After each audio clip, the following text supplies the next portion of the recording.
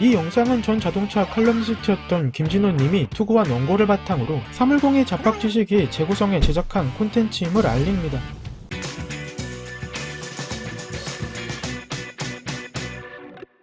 다른 사람의 자동차를 이용할 때 차문을 세게 닫으면 차주로부터 살살 닫아달라는 요청을 받을 수 있습니다. 보통 가족이나 연인, 지인 등 어느 정도 가까운 사이에서 차주가 동승자에게 위와 같은 요청을 많이 하는데, 요청받는 입장에서는 자동차가 고가이기도 하고 차주에게 소중한 물품이기에 그러려니 했을 겁니다. 그런데 조금 억울하기도 했을 겁니다. 차주의 기분을 상하게 하려고 차문을 세게 닫은 것이 아니라 제대로 안 닫혀서 다시 여닫는 상황이 발생할까봐 세게 닫았을 테니 말입니다. 여기서 주제의 의문이 생깁니다. 왜 차문은 살살 닫으면 제대로 안 닫히고 그렇다고 세게 닫으면 왜 안 된다는 걸까요? 일단 자동차 문이 제대로 닫히기 위해서는 철로 된 차문이 문틀에 달린 고무와 부딪히면서 도어 레치와 도어 스트라이커가 완벽히 맞물려야 합니다.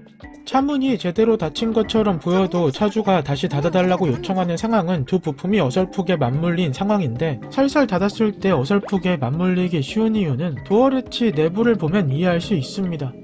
도어 레치는 위 그림처럼 톱니 형태로 되어 있고 걸쇠가 위 그림처럼 끝까지 맞물려야 차문이 제대로 닫힌 겁니다.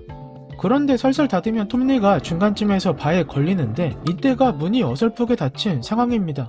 그리고 도어 레치는 센서와 연동되어 있어서 차문이 열림과 동시에 계기판에 경고등이 뜨고 차문이 닫힐 때까지 지속되어 운전자가 그 사실을 알 수 있습니다. 이와 같은 상황이 발생하지 않게 하려면 차문을 닫을 때 어느 정도 힘을 가해주는 것이 좋긴 합니다. 그런데 차문을 너무 세게 닫으면 안 되는 이유는 차량에 충격이 가해질 수 있고 당장은 아니더라도 부품의 피로가 누적되어 고장이 날 수 있기 때문입니다.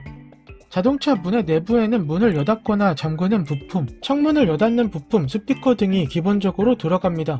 그리고 시대를 거듭할수록 여러 기능이 추가되고 있는데, 차문에 달린 버튼으로 시트의 열선과 통풍 기능을 작동시킬 수도 있고 시트의 각도와 높낮이를 조절할 수 있는 등 다양합니다.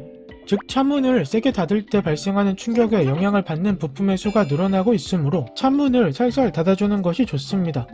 물론 개발 단계에서 내구성을 충분히 고려해서 제작됐기에 차문을 세게 닫는 행위로 금방 고장나지는 않을 겁니다. 하지만 가장 중요한 이유는 차주 입장에서 따로 말하기는 뭐하고 지켜줬으면 하는 부분이기에 살살 닫아야 합니다.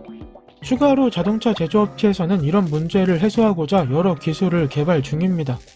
문을 자동으로 여닫게 해서 탑승객의 편의성을 높인 차문도 있고, 문이 덜 닫혔을 때 자동으로 닫아주는 고스트 도어 클로징 기능도 있습니다.